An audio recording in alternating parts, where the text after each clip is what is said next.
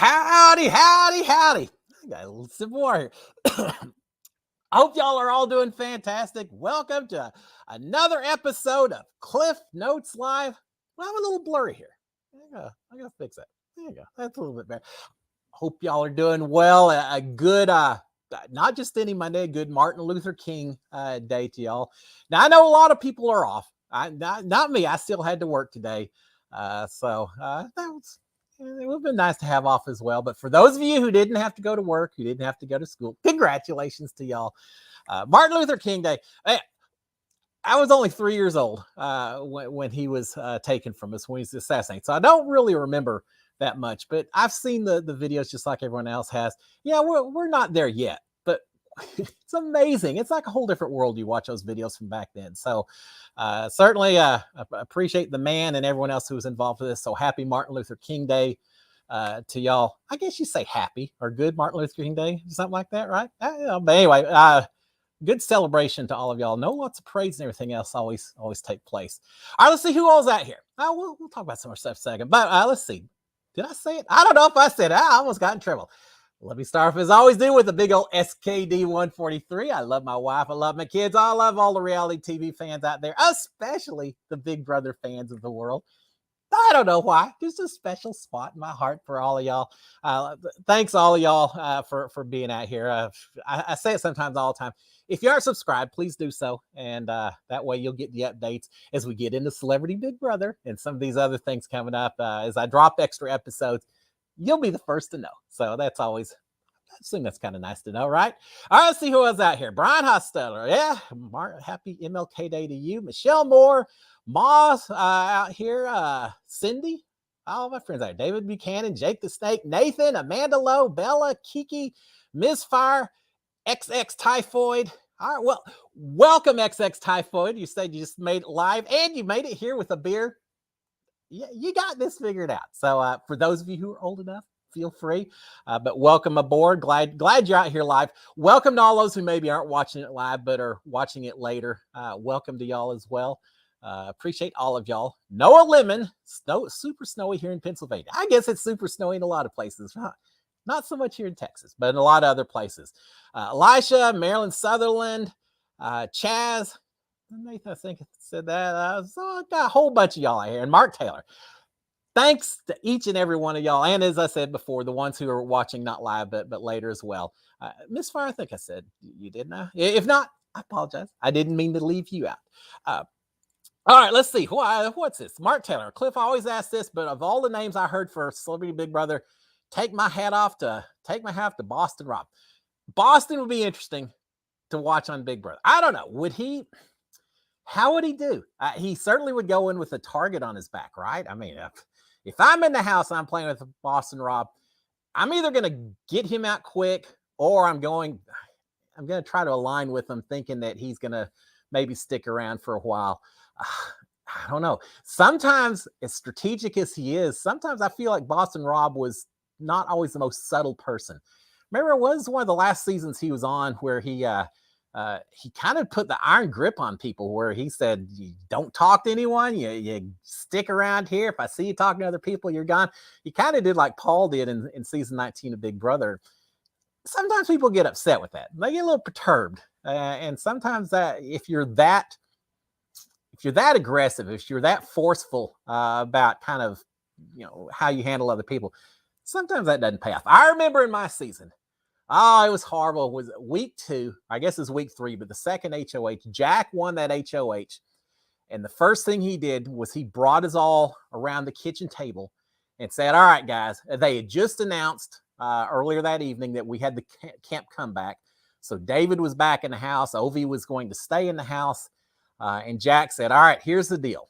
Let's all agree that no one is allowed to talk to Ovi or David or anyone else that's on camp comeback while they're in the house, because it's going to make you look suspicious and it's just not good for anyone's game. So can we all agree that no one's going to talk to those two? I'm like, who are you to tell me who I can or can't talk to? But it's a tough situation because on the one part, don't tell me I can't talk to my friends and all of that. But on the other hand, this is the guy with the power. He hadn't made his nominations yet. And so you really couldn't he couldn't necessarily speak up the way you maybe would want to speak up. So everyone just like, yeah.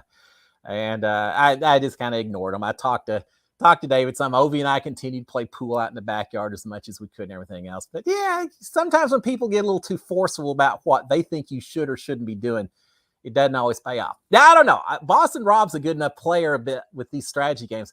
I have a feeling if he does end up in Celebrity Big Brother house, he may just change his approach and just play the game a whole different way, which would be fun to see. Now, he is a poker player, or at least he's tried to play poker. I don't know. What's the difference between being a poker player and trying to be one? I don't know. If you go home with money in your pocket or if you don't. But with that in mind, he certainly has continued to play games that involve bluffing and strategizing and everything else. So yeah, Mark, I'd love to see it. New names for Celebrity Big Brother. I got some other stuff we'll talk about, but we ought to just jump right into celebrity, right? I mean, it's coming up quick. I said earlier, I think the name reveal may be next Sunday.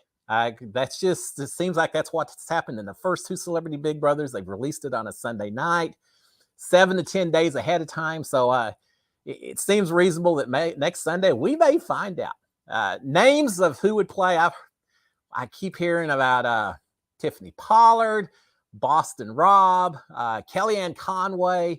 Now, someone mentioned last week, and I thought this was interesting, Carol Baskin. Remember old Tiger King?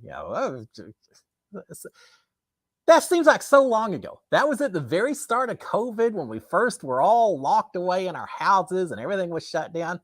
God, that seems like, and I guess it has been a couple of years, right? But now Carol Baskin from the Tiger King, supposedly a name out there. I don't know, maybe.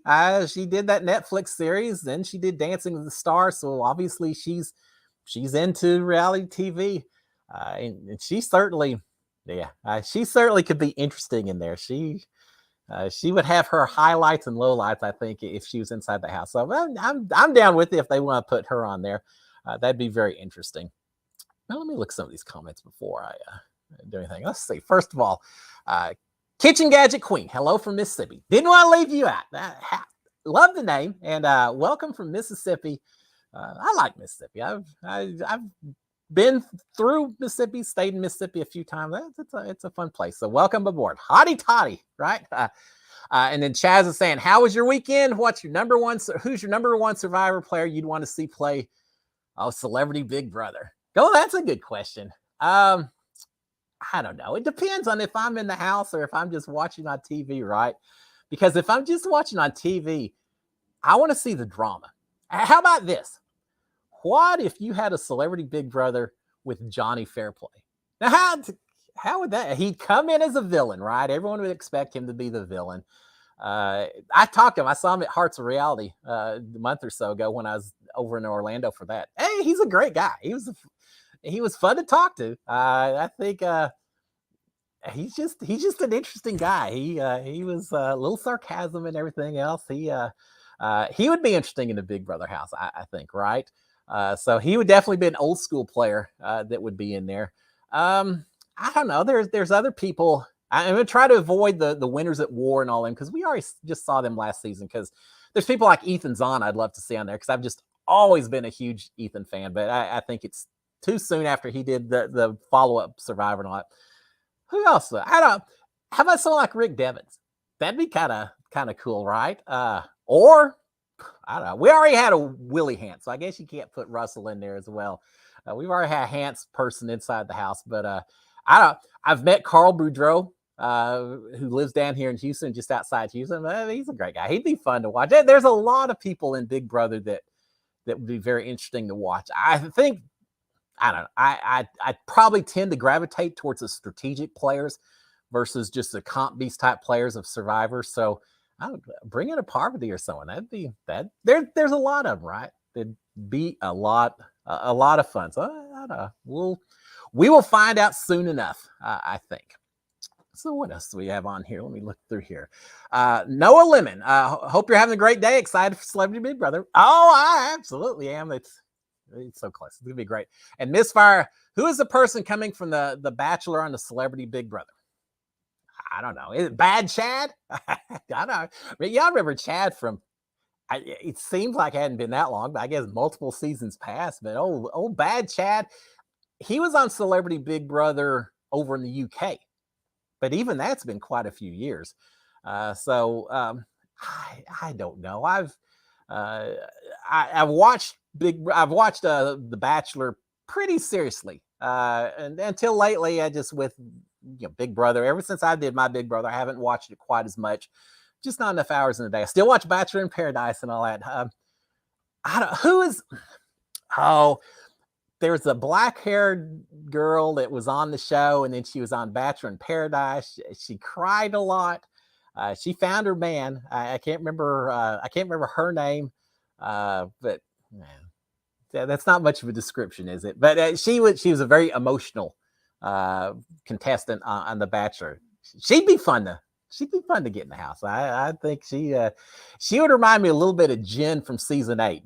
Hard on the sleeve, very emotional about everything she does. So that would be fun. There's some really emotional people in The Bachelor, right? And I don't know. I could see people really going after each other. I'm thinking of some of the. There's so many. I'm thinking a lot of people that would be a lot of fun for us to watch in the Big Brother house. So I don't know. I haven't heard anything. I've heard the rumors, and I know there's one or two Big Brother people who've said, "Oh, we've talked to so and so who's going to be on the show," and all of that.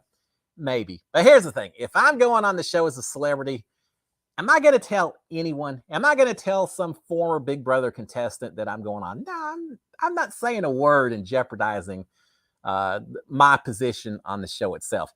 I know when I went on to Big Brother season 21, no one knew. My wife knew because she saw me try it and all of that. So she was in the know. My kids knew, before too much later, I let them know. But beyond them, they didn't know it. I didn't tell my mom, didn't tell my extended family. I didn't tell anyone because I was so worried that someone was going to say something and get the word out. And even my season, we had one or two people who supposedly were supposed to be on our season and didn't make it on because someone opened their mouth and blabbed a little bit. And how bad would you feel? I did feel miserable. So, yeah, I'm not saying a word. And I don't know who's going to be on The Bachelor, but there'd be some fun ones on there. Mark Taylor, do you think Boston Rob's wife could have been Celebrity Big Brother? Amber, yeah, maybe. I mean, Amber's won the big bucks, right? So bring her on and let her be the trifecta. Not trifecta. No, she's only won one. So, but let her win another reality show.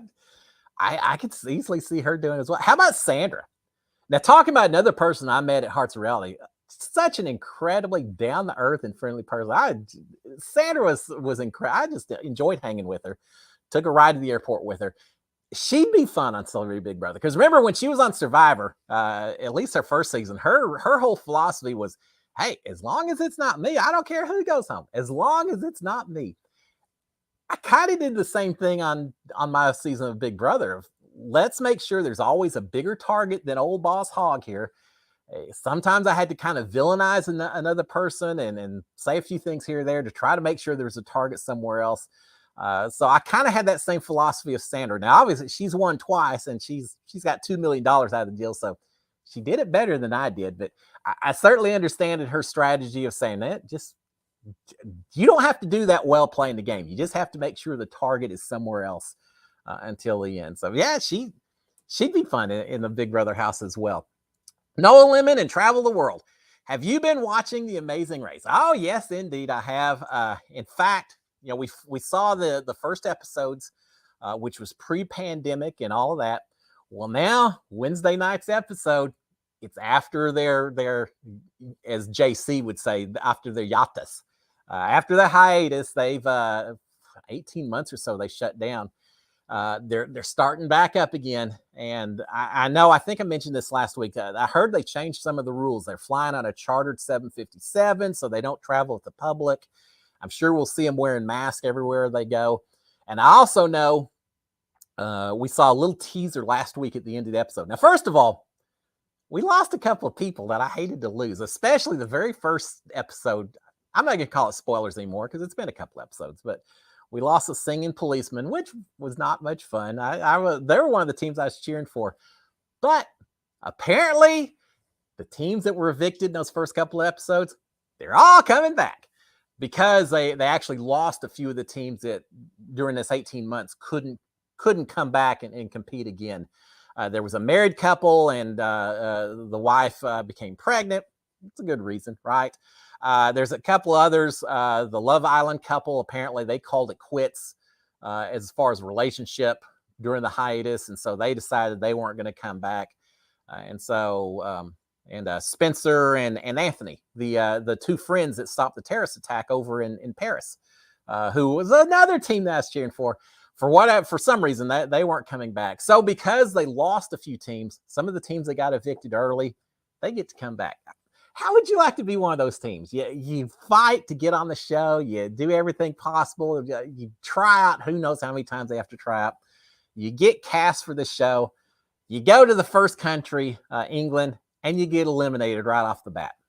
How depressing that would be. I mean, someone has to be first, right? But how depressing would that be? And yet, then because of this strange turn of events, suddenly at some point during the lockdown, they must have gotten a call from the Amazing Race people saying, "Hey, would you like to come back and keep on playing?" And now they're going to, and I hope they go far. I hope they do, just because they get a second chance, which so seldom people get. And so, yeah, no, that's the long answer. Short answer is absolutely. I'm watching Amazing Race. I've enjoyed it so far. They had in England, and I've been to England a few times, London. Been there a few times. I never knew they had a little tiny train system that you can ride around underground. I don't know that everyone rides it, but it carries the mail back and forth. It looks just like one of those little trains like you see at some zoos and things like that the kids get to ride. I'd have fun riding under the streets of London on one of those trains, yelling out choo-choo and being the engineer and everything else. I love the Amazing Race. I love everything about it, so I will certainly be watching Wednesday as well. All right, travel the world. Sandra is doing Australia Survivor. I know it. I'm excited for Russell Hansted Survivor Australia, and I talked to him about it at a meet and greet, I don't know, last year or so, right before COVID all hit.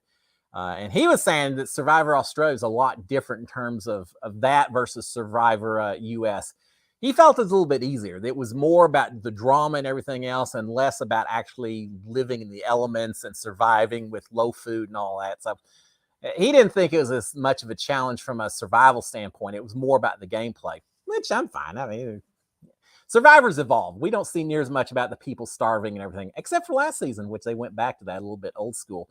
But yes, Russell did it. Now Sandra's going to compete as well. I'm ready for that. I'm ready to watch it. All right, Jake the Snake would like to see Keith Nail, Big Tom, or Jonathan Pinner do Celebrity Big Brother. Those are three fantastic choices. Big Tom, Survivor Africa, one of my all-time favorites. Yeah, that's Africa, right? Which was season 3. Did I say season 2? Australia was season 2, and my family, huge fans of Colby Donaldson. He was our go-to for season 2, and Tina won and all, and Tina's great too. But we were all cheering for Colby. But then season 3, you had Ethan in there, and you had Big Tom. Big Tom, I especially now as I look back, cheering for Big Tom because he's not really the person that you would expect to do well in that game. People underestimated him. So, yeah, he'd be fun. And Keith Nail. I just saw a picture of Keith. I think it was on social media or somewhere. He looks like he must have killed about 24 geese or ducks because he just got them all around his neck and everything else. Keith is an outdoor kind of guy. Which is why he got on Survivor. I'd be curious. I don't know if Keith's the kind of person that could stand being locked away in the Big Brother house. Of course, they're only going to be there for 3 weeks. So it's not 93 days, 92 days like I went through. 3 weeks anyone could probably handle. But yeah, that'd be interesting as well. And then Pinner, he's always such a character. I'd like to see him get the chance to come back because I know he had personal stuff and all that. He lost his wife not too long ago, and also I'd like to see him get the chance. Also, we'll see. Mark Taylor, where's the backdrop? Oh, where's the backdrop? I was gonna say it's right here behind me, but I guess you knew that, right? That's not what you meant. So sorry about that. All right. With that being said, let's move into a little slightly. We can come back to Celebrity Big Brother in a minute if y'all want, but let's move on to another topic because I did have some things to talk about. Now, Yes, it's Martin Luther King Day, and as I can't remember, I can't remember who pointed out, so I just won't mention the name at all. But it is also, it would have been the 100th birthday of Betty White. Man, she came so close. How cool is it that she lived to be almost 100, and everyone's saying, no, she didn't live long enough. Well, she should have stayed longer. That's pretty cool. She's an incredible person. It's also Benjamin Franklin's birthday. Bet you didn't know that, right? Benjamin Franklin's birthday, the original social influencer media person, right? He had his almanacs and all his newspapers and everything else. He never president. What were his skeletons in his closet that no one ever considered saying, hey, old Ben, you ought to be running for president of the United States? I mean, he was a founding father. We see him on Money and everyone knows who he is, and you hear all the stories. He wasn't much of a politician, was he? I mean, I guess he was having fun doing other stuff, printers and bifocals and everything else he invented. But yeah, happy birthday to old Benjamin Franklin as well. But with all that being said, we also have a special day, and this gets into the background. I'm taking forever to tell you about because that's just the way I operate. Today is National Bootleggers Day. Yes, indeed. And I'm not talking about people who wear boots. I wear boots, but I'm talking about people who may go through less legitimate channels to make their alcohol beverage of choice, right? The bootleggers of the world. I used to watch, I don't know if it's still on, Discovery Channel or AMC, not AMC, I don't know. One of the channel, A&E maybe, the Moonshiners, Tickle, and all these people who still are out in the backwoods making this stuff and everything. It's interesting. It's kind of cool watching people who just are a little bit different from the rest of us. But today is National Bootleggers Day. And in honor of that, I wanted to tell y'all a little story about my Granny Hogg. Granny Hogg, my dad's mom, who was born in 1910, lived in Fort Worth, Texas, and she may or may not have been, more may have been a bootlegger, a rum runner, an alcohol runner for various interests in the Dallas-Fort Worth area. And with that in mind, now remember, my Granny Hogg, the whole time I'm growing up, she's just a nice little church-going lady, right? She worked at the church bookstore and all that, went to church every single Sunday and all. Now, she did teach us, all her grandkids taught us all how to play poker and other things like, all kinds of card games and all that. So she had that little side to her. But my little old sweet Granny Hogg, born in 1910, apparently helped some local interests move some illegal alcohol during the Prohibition years, which was from the early 20s until 1935, somewhere around there, I think, mid 30s. But she lived in Fort Worth. What you're seeing behind is a place called the Top of the Hill Terrace in Arlington, Texas, my hometown, which is between Dallas and Fort Worth. Well, Top of the Hill Terrace, built up on top of a big hill, 1,000-foot kind of hill that overlooked Fort Worth. But it wasn't in the Fort Worth city limits. It wasn't in the Dallas city limits, so there wasn't a lot of police presence. A woman opened up a little tea shop there. And all the debutantes, all the rich ladies from Dallas and Fort Worth would drive to Arlington right in the middle and have tea and crumpets and whatever you do at those kind of highfalutin type events. And it was just a fancy place to go. Until a guy came along and said, I got some different ideas on how that would work. He bought out the tea room. He moved the house off the foundation, dug a big old basement, and in that basement, he put all kinds of gambling equipment, casinos, and a illegal bar, a nightclub, and a big old curved bar, and did it up well, apparently. And so he created an illegal casino and speakeasy place for people to drink and hang out and everything. And it became the hot spot, apparently not just in Texas, but in the entire United States, because this is before Vegas was formed. And they always say Top of the Hill was Vegas before Vegas came to be.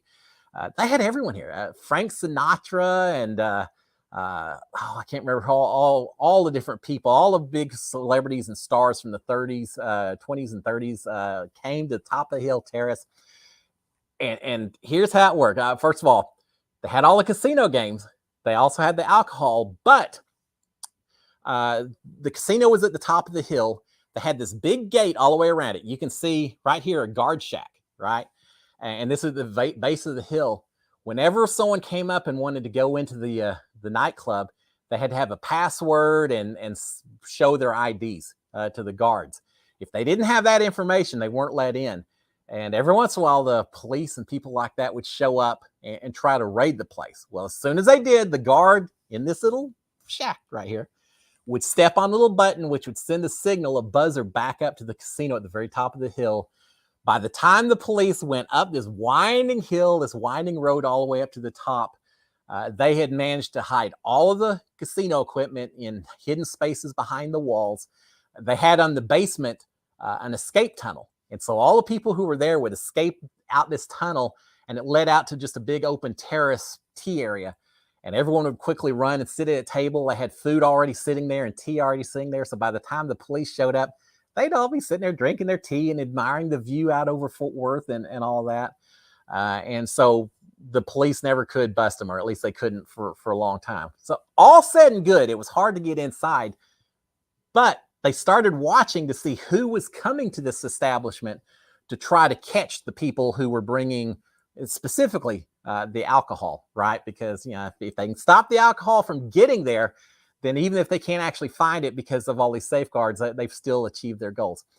So with all that being said, all that is a background story. Apparently my little sweet Granny Hogg, when she was 18 years old or so say 1927, 1928, the powers to be running this club realized the police were a lot less likely to stop a young teenage girl who just happened to be driving down the road, as opposed to some of the more typical people you would expect to do things like this. And so rumor has it that my old Granny Hogg would have a vehicle loaded up with alcohol, and she would drive down this highway. I think it's called the Banks Head Highway between Dallas and Fort Worth. She would drive down this road, and quickly, when she got to the top hill terrace, she'd drive in and get up to the top and drop off the alcohol. And she is always told that if someone starts chasing you, aim the car off to the side, jump out of the car, let it crash into the river or whatever, and you head the other way, and they'll probably not chase after you. They'll be more interested in the alcohol and stuff. I don't know. I don't think she ever got stopped or anything else, because who suspected this young woman of doing it? So yeah, so I got a little connection to the top of the hill terrace to National Bootleggers Day. Not that I've ever done anything like that. No, not me. No, this is back in the day, right? But I certainly have a history with my sweet little granny who may have had a wild side to her. That's a story I've heard. I wish she was still with me so I could go in and say, all right, now tell me the stories that you don't want to tell anyone else. That no one has ever heard, because I have a feeling there's a lot more to a lot of these stories that I never heard about. And unfortunately, she's not with us, so I don't know. But yeah, but so that's my claim to fame. I hope that's not my only claim to fame. That's one of my family legacies of my crazy Granny Hogg. So there you go. So that's the background I chose in honor of National Bootleggers Day and in remembrance of Helen Inez Hogg, my granny. All right, couple of things here. Jelly Crossing. How did CBS contact you when they selected your application and phone? When they selected your application. Well, I can't get into a whole lot of detail on that, because there's still the privacy and all, or they make us sell our soul when we do it. But I'll give you a little bit of clue. I tried. I didn't send in a video. I just did a casting call. Just went in and talked. Well, I didn't have anything planned. I just went there and started talking. I guess they must have liked what they heard a little bit. But so next thing I know, I guess this kind of answers your question. I got a phone call. I said, hey, Cliff, we kind of thought you maybe were a little interesting. We'd love to talk to you some more. Okay, well, tell me when and where, and I'll try to make it happen. And so I was asked to come back and visit with some people in town and just do a whole lot more talking. There's a lot of talking that's involved when you're trying out for Big Brother. Talking, pictures, filling out backgrounds, who are you? What do you like? All kinds of stuff. So I did all of that. And at that point I was told, okay, well, thank you. Now, if you hear from us, great. If you don't, you'll know that, we liked you, but we didn't like you that much. And eventually I got a phone call and they said, we'd like you to come out to Los Angeles and talk to us a little bit more. all right, I'm all in. I'm all on board. And so that's how it happened. So now my initial contact was a phone call that came back in and said, yeah, we're interested in talking to you some more. And I was pretty happy that night. All right, what is Misfire? When are Big Brother 24 callbacks? I applied but wasn't contacted. It's probably way too early to get contacted because when I did my casting call, it was February 18th or something. I think when I showed up this casting call and tried out. And so mine was one of the very first ones. I know there are people, I think Nicole and David, for example, I don't think they made it onto the show until like May, middle of May, end of May, like just a few weeks before the show even started. Me, on the other hand, mine was super early. And then, again, I got contacted the very next day, but then it was a long time after that before a whole lot more happened. So with them not doing casting calls, they probably just take all these videotapes and they watch them all. And I bet they don't contact anyone until, I'm guessing, because I really don't know, but I would be surprised if anyone has been contacted yet. One, because they're so busy with Celebrity Big Brother. That's got to be the focus. Because there are, I've met Allison Grodner and Rich Meehan. I met a lot of the producers and everything during the tryout process. So even though they have casting agents, they're still involved in it. And so are the CBS executives and all that. And so they're busy with Celebrity Big Brother. I'd be surprised if anyone heard anything until at least after Celebrity Big Brother's over. Just my guess. I don't know anything more than y'all do, but I wouldn't worry about it. It's super early for it right now. I think you got a while to go before anyone starts getting contacted just yet. All right, Lawrence Santiago, Celebrity Big Brother should be all singers and be allowed to sing their songs. Yeah, and not being able to sing in there was tough because not only could we not sing, we also couldn't whistle, we couldn't hum, you couldn't do anything that would in any way violate copyrights or anything like that. So yeah, if you had all the singers in there and they had their own songs to sing, you'd get a lot more, maybe more entertaining. But here's the thing, I don't know. Someone's going to be in that house. You do something like that, someone's going to be in that house, and they're like a one-hit wonder or a two-hit wonder, right? They just have one or two songs they're famous for. And if you're someone else in that house, how quickly would you get tired of hearing that same song over and over and over again? You'd be ready to just boot someone out of the house just based on whose music you got tired of listening to. So yeah, it's funny when you're in a house for a long period of time. And again, they're only there for 3 weeks, so maybe not as big a deal. But when you're in the house for a long time, there are little things after a while that start just grinding your gears, just start really bothering you that normally you wouldn't think twice about. Yeah, you go to a party and there's some person that's a little loud, a little obnoxious, whatever. You say, yeah, it's kind of irritating, but then you leave after a couple hours. It's not the end of the world. Now picture being stuck with that person 24 hours a day for 13 weeks, and you get to a whole new level of irritation. And some of it is justified. I'm not throwing out any names, but there were people in my season, there were a few people that were a little loud. And there were times where I was like, oh my gosh, just tone it down a little bit. There are people who were very much into the bathroom humor and bathroom jokes and all that. I was like, come on, we're all grown here. Let's cut some of that. There are little things that irritated me that I had to just bite my tongue sometimes, because the person who's irritating you may also be the person that potentially is casting the vote to save your rear end for that particular week. So you gotta just stay chill all the time. But yeah, I'm not sure I want to be in the house with someone who sings the same song over and over again and is very proud of it. And they may be the best singer in the world. They could be Celine Dion. They could be Barbra Streisand. They could be an amazing singer. But when you hear the song over and over again, I don't know if there's a single song that I wouldn't start getting a little bit tired of in that kind of situation. Well, there you go. All right, Ma, is Celebrity Big Brother in the same lot? Yeah, it's same lot. It should be the same house. Yeah. Prove me wrong. They may turn around because the whole CBS lot was up for sale. So I know there was talk over the last year that, they're going to have to move the Big Brother house. Nah, they're not going to do that. I think whoever buys this lot will just turn around and lease it or rent the Big Brother house back to CBS or Viacom or fly on the wall, whoever actually owns the show and everything. So I don't think the house is going anywhere. It's too easy just to keep it where it is. Too much money to try to build it somewhere. So yeah, they'll be in the same house. Probably they'll change the theme up from the last season or so. Maybe not. They may just recycle a bunch of old stuff. It'd be funny if they get in the house and it's some of the stuff I recognize from my season. Possibly campground kind of all that and everything. But they'll change the theme, but it'll be the same house. All right, David Buchanan. It seems Vanilla Ice has been confirmed for Celebrity Big Brother. Well, now that would be interesting. That I'm not saying confirmed at all, because as soon as I say something like that, someone's going to be posting out there saying, "Oh, Cliff said on Cliff Notes Live that he's confirming as well Vanilla Ice is going to be." Now, I haven't heard anything, and I don't know that anyone's heard anything either. But that makes sense, David. I could see someone like that, and Vanilla Ice, because not only. Yeah, talk about one-hit wonders. Can you picture him in there 24 hours a day singing Ice Ice Baby? Although I've heard he may not like the song. Well, I was going to say any more than the rest of us. I like the song. It's a catchy song, right? But you can't hear it too often before you start saying, yeah, okay, move on to something else.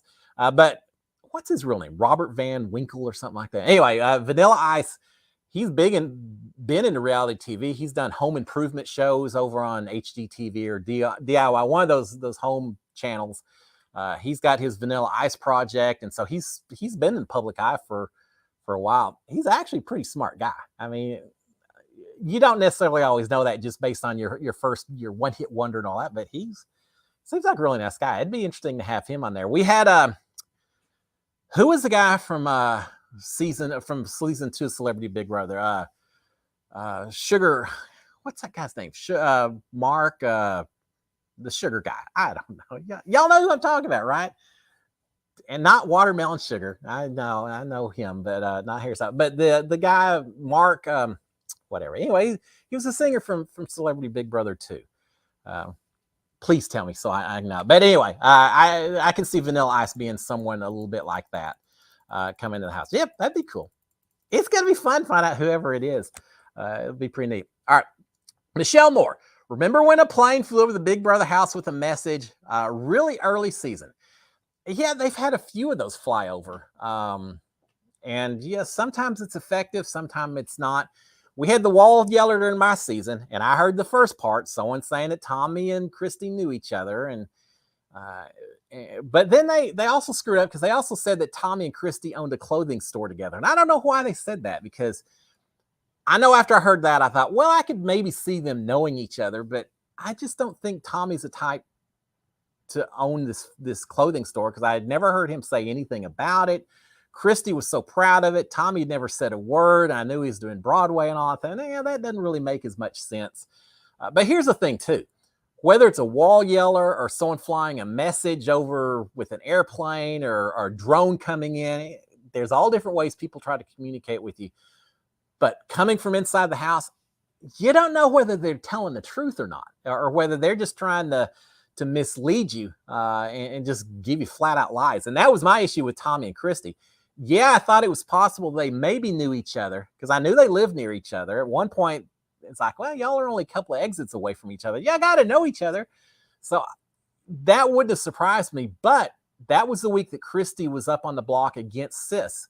And I also thought that Sis, because I'd heard stories about school and knowing celebrities, and she had a lot of connections. And so I thought, well, Sis probably has several 100,000 Instagram followers. She's probably someone who has this huge fan base in Southern California. And so I easily also thought it was possible that someone who was a supporter of Sis was saying that over the wall just so that we would try to vote Christy out to protect Sis. You don't know what the truth is or what's not truthful when you hear the wall yellers and the planes flying overhead and all that. So you never know. We had a plane fly over our Big Brother house earlier in the season as well. And unfortunately, the people flying the banner over the plane only had so many letters to work with. And they tried to shorten and abbreviate everything so much that it became such a cryptic message that those of us who saw it, we couldn't figure out what it meant. I know now a little bit more. I think I know what it meant. And I'm just going to leave it at that, because it didn't affect the game. But it was kind of a personal attack. But At the time, I didn't have any clue. No one knew exactly what they were trying to say. But yeah, people always try that. And I don't ever really like it. I don't want people trying to interfere with the gameplay itself. It should be all the people inside playing the game without the outside influences. Just my personal thought. All right, Lauren's saying, did you make some secret beer? Did you make some secret beer in the Big Brother house? All right, Lawrence, let me tell you a little story about our secret still. I don't know how secret it is when you got cameras on you 24 hours a day. So I'll just say our unauthorized still. Yes, early in the season, probably second or third week, early in our season, we may have, and when I say we, not me. When I say we, I'm primarily talking about Jack Matthews, if I recall.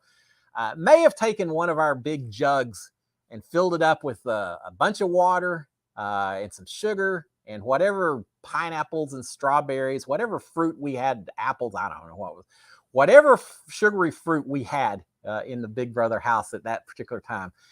Put it all together in this jar, shook it all up with the idea to try to start a little fermentation going on and make him some fruit juice wine, I guess you'd call that if you're not real strict on what you consider to be wine. But I remember he did all of that, and then he took one of the actually, that's pretty smart. He took one of the condoms that yes, they have them inside if people so are inclined in the storage room. He took one of those, covered up the lid, so as this fermented, he'd be able to see the inflation of the gases and all of that, and he set it by the back door leading out to the backyard, so it could get some sunshine and everything else and get hot enough to actually ferment. He thought it was a great idea. I remember thinking, geez, give us 2 weeks and we're not going to have to evict anyone because people are going to drink that and half of us are going to get poisoned and be out of the Big Brother house. It'll be the shortest season in years. And I'll win by default because there ain't a chance in the world I'm drinking that stuff. But he had it sitting there, and it didn't take more than a day or so before he got called into the diary room and came out and basically said, yeah, they've basically said, we're not allowed to keep that in here. Next thing I know, he picked it up. He carried it, probably in the storage room or something, set it down, and it was gone. So, yeah, that's the long answer. Short answer is it wasn't beer. It was some kind of other something that was trying to be brewed. But it didn't last too long, and I'm pretty much guaranteeing you, the producers, PAs, whoever it was, took it away from us. I think they poured it out down the drain. I don't think anyone took a little sip of that stuff because it was pretty rank. But yeah, they tried. All right, Noah's saying, Sugar Ray, Mark McGrath. Oh, thank you, Noah. Oh, that's driving me crazy. I know the song he's famous for. I can picture his face immediately with, the I don't know if it's frosted tips or not, but I know exactly what he looks like. I just couldn't remember his name. Yeah, I see Vanilla Ice playing a role similar to Mark McGrath. All right, good. I feel better. That would drive me crazy if I couldn't remember that, and I didn't. But that's where I depend on y'all to help me out. So thank you. All right, XX Typhoid. How was alcohol distributed in the Big Brother house? All right, here's the deal. There's 2 ways that we got alcohol inside the Big Brother house. One, if you won HOH, you got something. I know, like Holly, when she won, I think she said, I just want wines because she was a wine sommelier or whatever. Other people, I want alcohol, beers and everything. And that's what was normal beers. For me, I'd put down a little preference. You fill out this huge list of all the foods you like and dislike and what you maybe like if you ever win HOH, what you don't want. We had to fill out that. Kat Dunn put down what would she like in her HOH basket if she won. She put down a puppy. That's what Kat wanted. It was a puppy, not a stuffed little beanie baby. She wanted a puppy, which would have been a pretty cool HOH gift to get. But she didn't win an HOH. If she had, how cool would that have been if she actually did get a puppy in the house? We would have loved it. She probably would have. How can you boot someone out of the house if they ask for that and then they get it? So that would have been quite the move on her part. But now I had put down my preference that I really thought it'd be cool to get some Lone Star beer, some Shiner Box, some beers that are made here in the state of Texas. Nah, when I won HOH, there wasn't anyone calling any breweries here in Texas to get beer delivered. They just went around the corner and loaded me up with Heineken, which, nothing wrong with that. But yeah, I got a 6-pack of Heineken, or I think it's just a 6-pack. That's normally what you would give, is a 6-pack of beer if you want HOH. And then every once in a while, when they thought we were especially boring in the house, I guess, Big Brother would come over the loudspeakers and say, house guests, check the storage room. And we'd all run in there excited. Sure enough, sometimes there'd be nothing too special, but other times there'd be beer and wine. And normally you'd have like 8 or 9 beers and a couple of bottles of wine. Not a lot for anyone. Normally it worked out where everyone would either say, okay, I want a glass of wine or I want a can of beer. And that was about it. That's about as much as they would give you. I guess they didn't want us drinking too much and getting any crazier or any more emotional or anything else than we already were. But people would get so excited. It's like, yeah, okay, yeah, that's nice. I got a beer. But it's just a beer. It's just a can of beer. I think I'm okay if I don't get anything at all.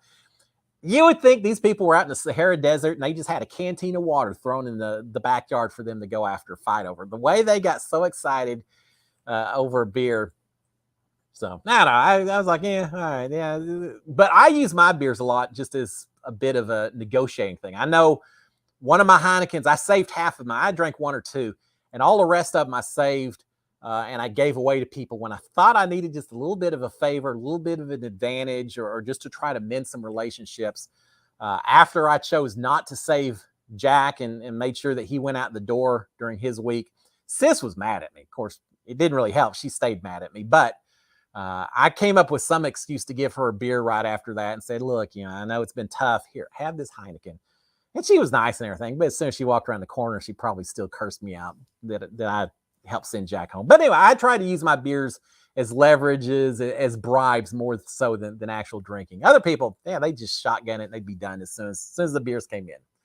All right, Mark Taylor, how many feet is the Big Brother house? I don't know. I should have measured it while I was in there because Lord knows I've walked them back and forth. Let's see. I don't know. If I had to guess, from the door we go in until the very back bedroom, you're probably 70, 80 feet or something.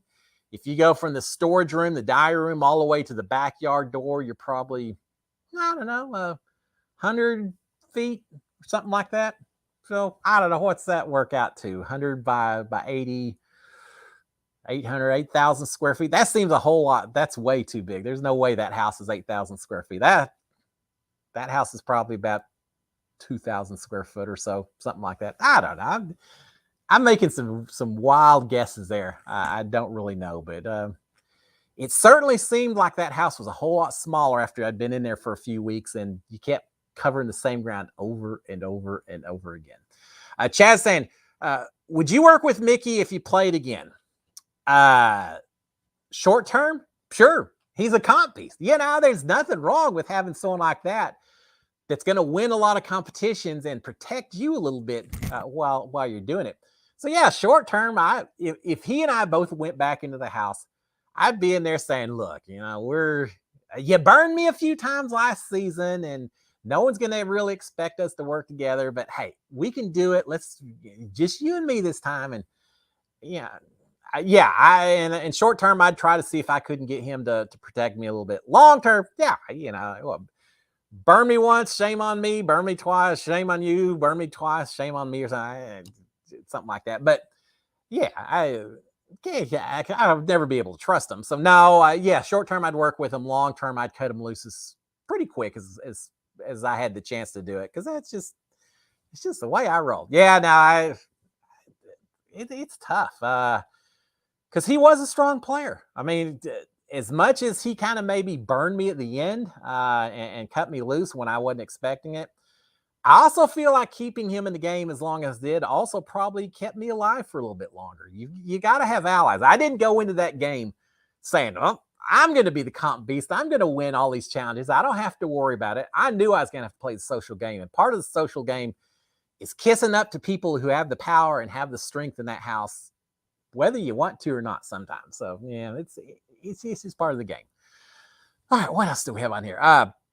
David, it seems Camila, Moroney, and Sean Spicer and Tiffany Pollard are going to be on Celebrity Big Brother. Maybe. I said last week, I've heard Tiffany Pollard's name mentioned so much that I don't think she's going on, because I think if if she was, they would, I don't know. I feel like they would have figured out some way to tone that conversation down by having her say publicly she's not doing it or something. Just to, I don't know. I may be completely wrong, but yeah, I've heard her name mentioned forever. Sean Spicer would be interesting. It seems like every season they have one political kind of person, right? They had Omarosa in season 1. Who was the guy? Scaramucci or whatever last season. That was kind of a waste. But I've heard Kellyanne Conway being mentioned. Sean Spicer I've heard before. So someone like that, whether it's Sean or not, I'm okay with it. I want to get a lot of variety in the people who are in there. So as I said last week, I just want them to be people who at least know the game, even if they're not super fans, which is what I'd rather have. But even if they're not super fans, at least tell me that you actually watch the show and that you're not just on Celebrity Big Brother because your publicist said, it'll help your career if you go on this thing for a few weeks. I don't want those kind of celebrities. I want the ones who live for the game. And we'll see if we get them or not. Rich Cat Ranch. In honor of Betty White and Daisy, thank you. Are you considering adding a new puppy dog to your family? Yeah, I don't know. Yeah, somewhere down the road, maybe. I got some weddings coming up this spring, so certainly not before that because there's too much going on to deal with that. So yeah, I don't know. Got weddings coming up. Then after that, I feel like there's going to need to be some me time with Sharon and myself and all of that. So somewhere after that, yeah, I'm not gonna say we'll never get another dog because we like having dogs, and somewhere down the road perhaps, but we're not in a big hurry right now.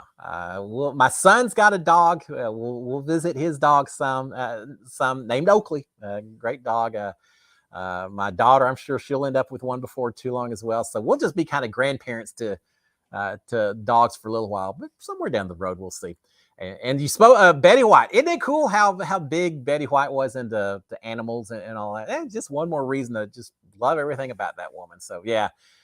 So now, not right now, but ask me again. And I don't want to do it during Big Brother season. I can just see me now trying to do the recaps and having a little puppy dog that I'm having to pay attention to and everything else. So yeah, not this summer. Somewhere after, maybe. We'll talk about it then. All the dogs we've gotten in our family have always been rescue dogs. And so, if we ever end up in one of those places, there'll be some dog. How do you say no to some of those dogs? So it may happen whether I want it to or not. We'll see. 7:54. Time goes so fast when we're doing this. Chaz, who are some of your favorite people you've met at Hearts of Reality? So hard to point out individual people because there's some people, like I met Kevin Schlover and Donnie Thompson at the Hearts of Reality. I wanted to meet them just because I felt like a connection with them, Big Brother and all. You know how that goes, the old guys in the house. It was cool meeting them. Rick Devens, I've been a fan of Rick's forever, and he was hilarious. He was so much fun just hanging out with him and everything. The people who I enjoyed meeting the most maybe were some of the people that I didn't really feel one way or the other necessarily. I mean, they seemed like nice people, but I just had never really interacted with them that much until I met them there. And some of those people were fun. I mentioned Sandra, just the incredible person. So it was fun meeting her because I wasn't sure. She's won big Survivor twice. I thought, gosh, if there's ever anyone who's got a big head, it could be her. Incredibly nice. Adam Devine was nice. Shuby from the Circle. Just a fun guy. He was a blast as well. I know I'm leaving. I wanted to meet a lot of the Big Brother 23 cast, and I met most of them that were there. Who else? I know I'm leaving out a lot of people. Bunky from season 2, wasn't he? A Big Brother. I'd met him once before. I met him actually at our finale party at the end of my season, but everything was so chaotic there. Met him again at this thing, and he's just such a nice, friendly guy. So I enjoyed hanging with Bunky a little bit. And then just a lot of the random people. I said it before, and I'll say again. Everyone I met at the Hearts of Reality, such incredibly nice people. And it makes you wonder, how are there so many nice people in reality? Because you know what the way it is on social media. And some people just get eviscerated. And you hear all these horrible things about some people, and yet everyone that was at this reality thing, I didn't meet anyone there that was just like, oh man, what a jerk. But maybe it's because all the jerks stayed home. maybe the friendly reality people are the ones that came to do this charity stuff and everything else. Because so many people I met and so many people I'm leaving out because there were just so many there. But yeah, it was fun. The people that I enjoyed the most were the ones that surprised me, just because they're just people I'd see on TV, but I didn't know much what to expect one way or the other, and they're as friendly as anything in the world. So that was fun. All right, Lawrence, the Big Brother house. Oh, it's 4,875 square feet. Small for so many people. Oh, with one bathroom when the HOH room isn't open. All right, 4,800 feet. What did I say? I said 7,000 when I first said it, so I wasn't that far off. Okay, I buy it, and especially if you add in the upstairs as well. That's probably about right. But you're right. It seems very small when that's all you've got to live in for extended periods of time. Man, we like those backyards, that backyard when it was open. When it was shut down, the house felt so small and cramped and stale. The air, I'm sure it smelled horrible, but because we were in there the whole time, we didn't notice it. Probably the people that come in afterwards to clean are like, oh my God, these people had to live in this stuff. We didn't notice it because we became used to it. But the air certainly did feel a little just stagnant, just old. You know how it is when things are just trapped inside. You just want to open a window and get a breeze going through. That's what we were like when they would open up that backyard and let us go out there for a few days, normally on a Saturday night, Sunday morning. It made all the difference in the world. All right, guys, it is 7:58, so I think we'll probably go ahead and shut it down while we can. Time goes so fast doing this, but it's so much fun talking to those guys. All right, one more thing before I get out here, because I did see us mentioned. For those of you who may not have seen it, Survivor season 42 premieres 2-hour episode March 9th. Of course, it's on CBS. And I'm not plugging. I'm not getting paid to endorse or anything else. I'm just excited that not only do we have Celebrity Big Brother, then we got Survivor and Big Brother Canada, and then regular Big Brother as well. But yeah, season 42 is March 9th, which I think is on a Wednesday, typical. Little 2-hour premiere. I'm trying to maybe do a little meet and greet or something down here in Houston. I'm not sure what's going to happen, but assuming things get better in terms of COVID and mask and all that, it'd be fun to actually get out there and watch that show with some other folks. So we'll see what happens, but just mark it on your calendars. March 9th, we'll get another season of Survivor, and I'm excited for that as well. Reality TV is coming back. Seems like it's shut down for a little while, so it's going to be fun. All right, guys, with that, I'm going to go ahead and shut it down. I hope you all have a fantastic week. Enjoy the rest of it. For those of you who still have teams in the NFL playoffs, enjoy it. My Texans didn't have a chance. The Cowboys are gone as well, which is that's a little disappointing, but it is what it is. So y'all have a great time, guys. Stay warm. I know it's freezing cold in some parts of the world. Down here, it's in the 40s, which is pretty cold for us, but I'm not complaining because I know what it's like for some of y'all. So stay warm, stay indoors, stay dry, or go outside and build some fun snowmen and drink plenty of hot chocolate when you get done. But enjoy the rest of the week. I will see y'all next Monday. Amazing Races on Wednesday. I'll be watching that. I'll see y'all next Monday. If we have a cast reveal for Celebrity Big Brother on Sunday night, which I'm predicting, then we may have all kinds of things to talk about Monday. It'll get me so excited. We'll talk about every bit of it.